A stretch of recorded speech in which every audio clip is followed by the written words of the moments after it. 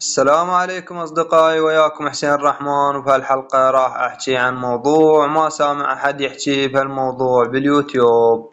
أغلب الخسارات بالتداول تصير لأنك دخلت الصفقة بوقت غلط، مو لأن تحليلك غلط. تابعني للنهاية وراح تنصدم من بساطة الفكرة وقوتها.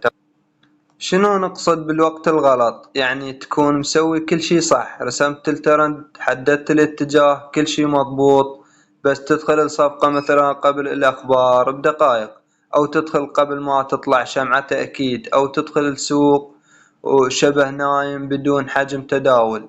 النتيجة تنضر بصفقتك وتحكي شنو الغلط. تحليلي مضبوط، الغلط كان في اللحظة اللي دخلت بيها الصفقة. أمثلة حقيقية: تدخل صفقة شراء بس كان باقي 5 دقائق وتطلع الأخبار عكست السوق، راحت صفقتك.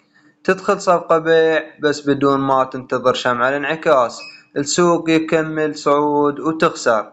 طيب، شنو الحل؟ لا تدخل صفقة قبل الأخبار ب15 دقيقة، لازم تنتظر شمعة تأكيد، ذيل طويل، ابتلاع، راقب حجم السوق. إذا ماكو حركة لا تدخل، لا تستعجل، الصفقة الصح تجي، بس أنت اصبر. طيب، هسه نجي هنا نطبق تطبيق عملي، بس ركزوا وياي يا شباب. مثل ما تلاحظون أمامكم هذا الشارت، نجي نرسم خط ترند اتجاه صاعد. هنا عندنا مثل ما واضح أمامكم، هنا عندنا اتجاه صاعد. شلون ندخل صفقتنا ويا الاتجاه حتى ما توقعون بالفخ؟ مثل ما تلاحظون أمامكم، هنا عندنا هبوط صار، ومن هنا صار عندنا آخر قاع سوالنا السعر، من ثم رجع ارتفع عندنا السعر، رجع سوالنا قاع مرة ثانية ورجع ارتفع. احنا هنا ما عندنا تأكيد وحتى ندخل صفقة. هنا من يسوي لنا قاع الى مسنا الخط مرة ثالثة وناخذ تأكيد، هنا يلا ندخل صفقتنا. زين، شلون راح ندخل الصفقة؟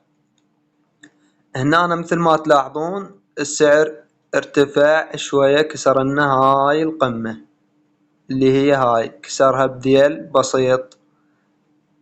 هنا رجع هبط، هنا عندنا شمعة سلبية هاي الحمراء أمامكم مثل ما تلاحظون.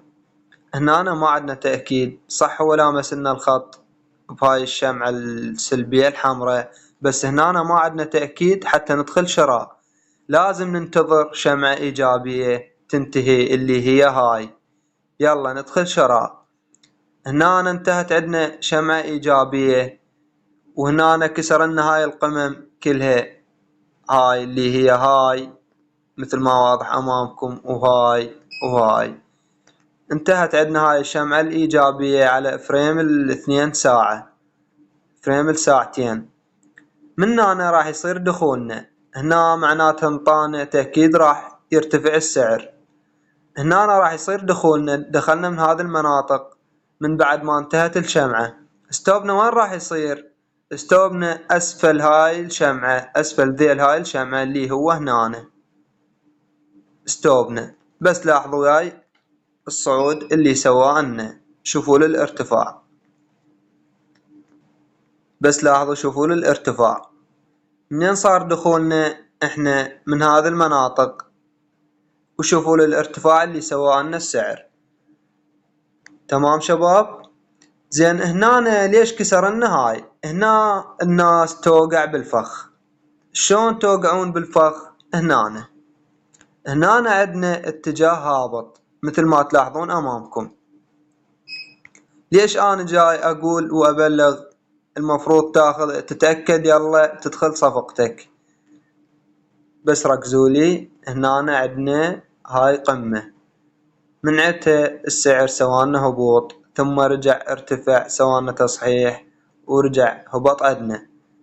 من هبط هيك هنا، احنا هنا المفروض من يرجع يرتفع ويلامس الخط هذا ندخل صفقة بيع، لانه عندنا ترند هابط. بس شنو يثبت حتى ندخل بيع؟ يثبت ان السعر راح يهبط، لازم ناخذ تأكيد.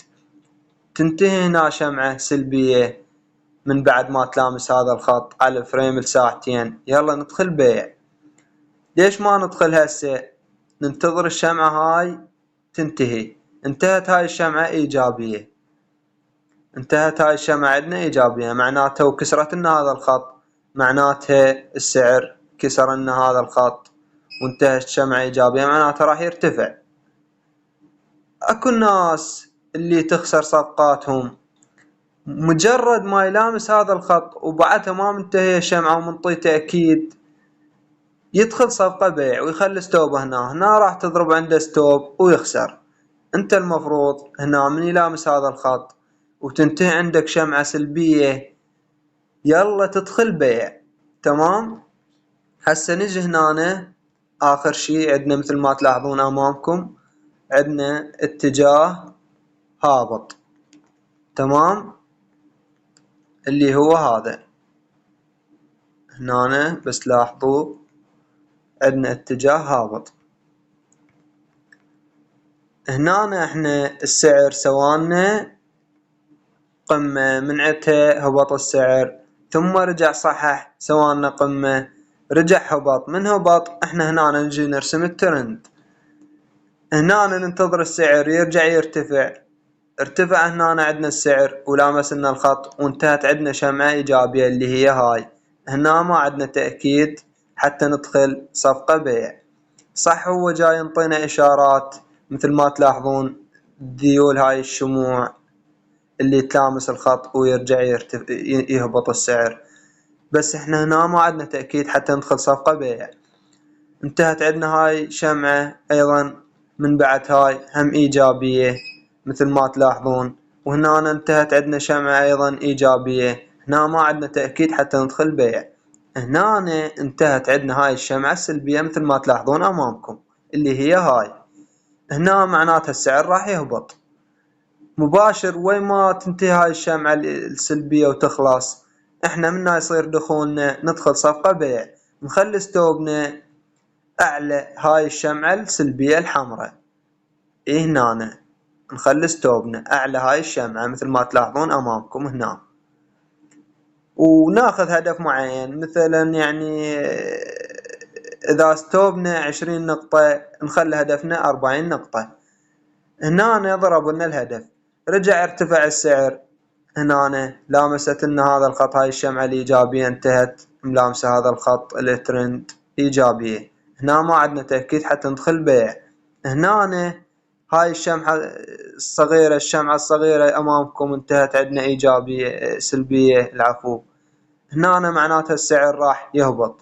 هنا نقدر ندخل صفقة بيع ونخلي ستوبنا أعلى هاي الشمعة وهدف معين ضعف الستوب. تمام، التزموا بهاي الطريقة وادعوا لي. التحليل مهم بس التوقيت أهم. نفس التحليل إذا تطبقه بوقت خطأ يخسرك، وإذا طبقته بوقت صح يربحك. لازم تفهم أن التداول مو بس رسم خطوط، هو فن وتوقيت. إذا عجبتك هاي المعلومة اشترك بالقناة وسوي لايك وشارك هاي الحلقة وأي أحد تحسه محتاج هاي الحلقة يسمعها. الرابط مال التليجرام بالوصف. نشوفكم بحلقة جديدة قريبا إن شاء الله.